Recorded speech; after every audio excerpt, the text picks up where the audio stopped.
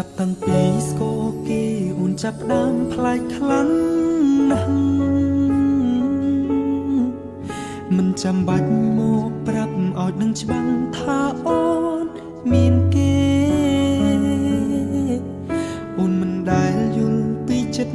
បងអូនតែងទុកបងចោលគ្រប់ពេលពាក្យសន្យាបងនឹងមានមេប្រែគ្មានតម្លៃឯណាពីងសន្យាដែលអូនតែងប្រាប់បងប្រាប់ថានួនល្អងមិនលែងដៃប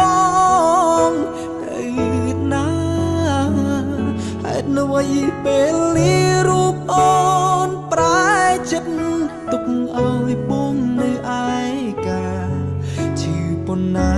ពេលសង្សារត្រូវគេឆក់បាត់